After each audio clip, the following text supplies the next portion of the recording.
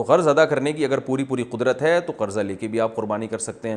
قربانی واجب کس پر ہے؟ وہی 5 چیزوں کا نصاب ہے، سونا، چاندی، مال تجارت، یعنی مال تجارت کہتے ہیں جو مال بیچنے کے لیے خریدا ہو، اور کرنسی، اور ضرورت سے زیادہ سامان۔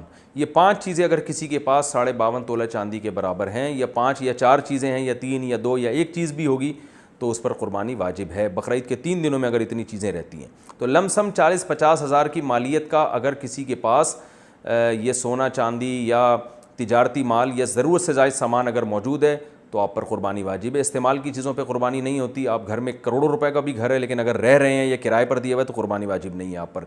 گاڑیاں 10 رکھی ہوئی ہیں لیکن سب استعمال میں آ رہی ہیں تو قربانیاں واجب نہیں ہیں، لیکن ایک بھی گاڑی ہے جو پورے سال کھڑی رہتی ہے، استعمال میں نہیں آتی، تو پھر قربانی واجب ہے آپ پر۔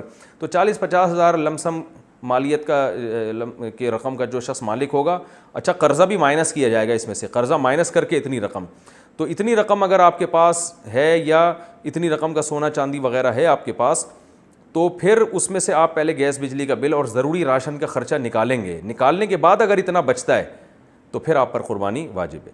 خواتین کے پاس سونا ہوتا ہے، ان پر بھی قربانی واجب ہوتی ہے، کیونکہ سونے کے ساتھ اگر 1 روپیہ بھی ہو تو پھر سونے کا نصاب نہیں ہوتا، پھر چاندی کا نصاب دیکھا جاتا ہے۔ تو اگر 1 تولہ سونا بھی کسی خاتون کے پاس ہے، بقرعید کے 3 دنوں میں کسی دن بھی آ گیا، اور 1 تولہ سونا اور اس کے ساتھ 1 روپیہ بھی اگر ہے اور قرضہ ورضہ بھی نہیں ہے، تو پھر ایسی خاتون پر بھی قربانی واجب ہے۔ آج کل خواتین قربانی نہیں کرتی، وہ کہتی ہیں کہ ہم سونا بیچ کے قربانی کریں گے، ہم پر واجب کہاں ہے، تو سونا تو ضرورت کا ہے۔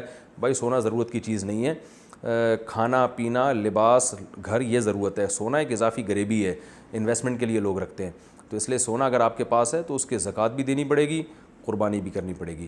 وہ بیچ کے کریں یا شوہر آپ کی طرف سے کر دے تو بھی ٹھیک ہے، یا کسی سے قرضہ لے کے کر دیں، تو پورے سال اس کا انتظام کرنا چاہیے۔